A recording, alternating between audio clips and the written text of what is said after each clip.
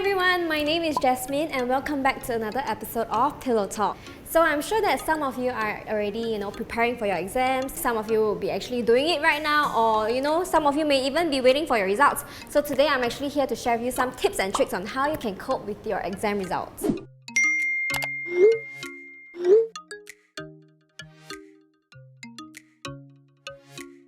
So just a little bit of a backstory, I'm actually in my final year of university right now and I'll be graduating sometime next year.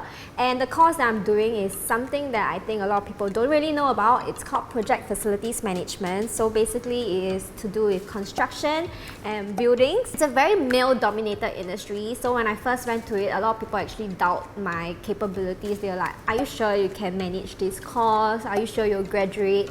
So here I am 4 years later, so suck it.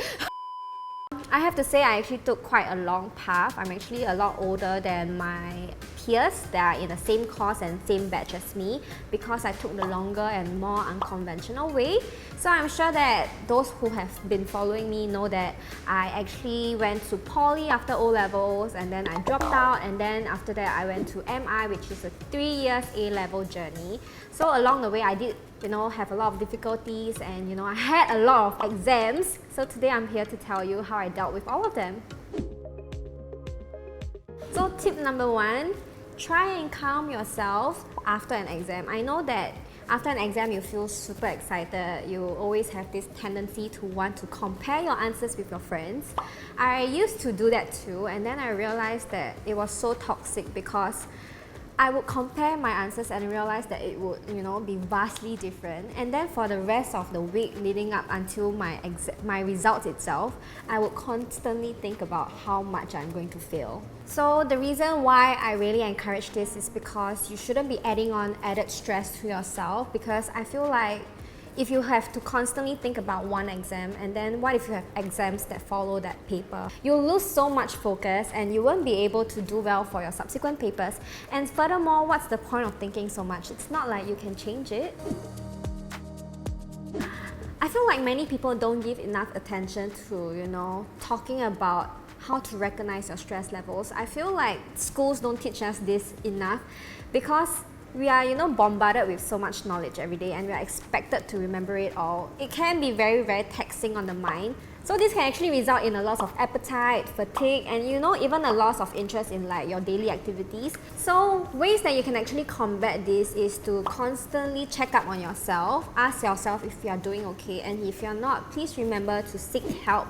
You can actually talk to a teacher, an adult, or even a counselor, or anyone that you actually have trust that you can be able to confide in. So one way that I actually deal with this is I always give myself a pat on the back after I finish studying a topic or a chapter, because I feel like for me, words of affirmation actually help a lot. I mean, it can be other things. It can be rewarding yourself with a sweet snack, even a carbonated drink, something to get you through, because I feel like little rewards like this actually go a long way. And I realized that this boost of morale can actually help me continue planning how I'm gonna move on forward. Hey guys, we just want to make a quick announcement that we at Ladies First have our own podcast. It's called Girl Code and you can stream it exclusively on Spotify. So enjoy the rest of this video and we'll see you there. Bye! So tip number 3 is to have self-care. So do you know that actually when you take care of your physical body, you're also taking care of your mental health? So you can actually do this by actually, having enough sleep or eating healthily and moderately, and also drinking lots of water. So just imagine if you don't take care of your body and you actually fall sick during your exam period, then you will not be able to focus and you wouldn't be able to do as well. And what would be the result of it? You'll just end up blaming yourself, right? So try and avoid all of that by taking care of your body, and everything else will come second. So tip number 4, it's very important to have a plan. So once you get back your exam results, the first thing you gotta ask yourself is, how are you gonna move forward from here? So if you did badly, remember this is not the end. So what you should be doing is you should be identifying what went wrong and how you can avoid making the same mistakes in your next exam. So if you're overseas and you're a few credits shy of graduating, I think that you guys can actually do this thing where you do up extra assignments or assessments to actually earn back those few credits to help you graduate. So remember, to always think of your next step forward. So for those of you who are actually done with your final exams and are graduating this semester, and maybe you find yourself in a pit hole because you didn't do as well as you need to go into the course that you desire, don't worry, because I was once in the same position as you. So what happened was, when I got back my A-level results, they were actually not up to my expectations, but then again, I didn't really study, so I kind of asked for it. What I would recommend is try and not be so narrow and don't have tunnel vision, because when you do that, you are actually limiting yourself to the other options that are available outside. So one of the mistakes I did was that I was so zoned into going into a business course that I didn't even consider going to check out on the other courses that were available and stuff like that. So always remember to do like your research and do it properly and extensively so that you don't have any regrets when you eventually choose a course to enter. So alternatively, if you're a lot more talented than I am, then good news is that you can actually not worry so much. There are a lot of scholarships for people who excel in their sports or performing arts, and you can actually apply for schools using those talents. My last tip to you is to communicate with your parents.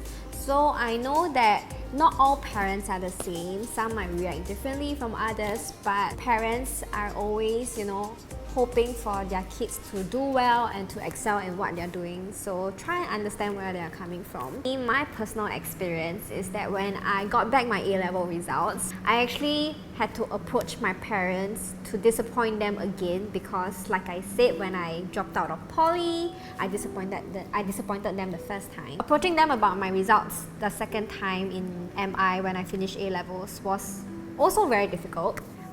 Actually, I feel like talking to your parents is a good thing, because they are a lot more well-versed in how the real working world is like, and they're able to actually advise you on what are the different pathways that you can actually consider going. So my dad actually told me that you can consider going to private universities, and there are also a lot of other options such as redoing your exams or maybe going overseas to pursue an education. So I felt very comforted knowing that my parents would be able to understand. So if you're ever in a position where you feel like you cannot confide in your parents, or it's not a good time or whatsoever, know that you're not alone. Know that you can always seek advice or help from someone else, such as maybe a school counselor or even a teacher that you can trust. So at the end of the day, I know that exams and your qualifications are all very important, especially in this day and age where everyone seems to be getting a degree. But know that your health, your mental health, and just how you are coping with life is just as important. So I know that many times people will feel guilty for wanting to take a break, but it is okay to take a break. Know that you deserve it, especially after you worked hard, and don't feel bad. And remember, just because you failed in an exam doesn't mean that you should quit school, okay? Remember to stay in school and always work on it. I'm sure that there are other ways that you can always, strive to improve yourself. And if you ever need help, especially in math, you know who to look for. So thank you so much for watching this episode of Pillow Talk, and I hope that my little tips and stories have actually helped you to learn a little bit better on how you can cope with your exam results. So always remember to take care of your body and your mental well-being, especially in this pandemic, and always be kind to yourself. So remember to click here to subscribe and click here to watch our previous video, and remember to also follow us on Spotify for our podcast. See you next time. Bye!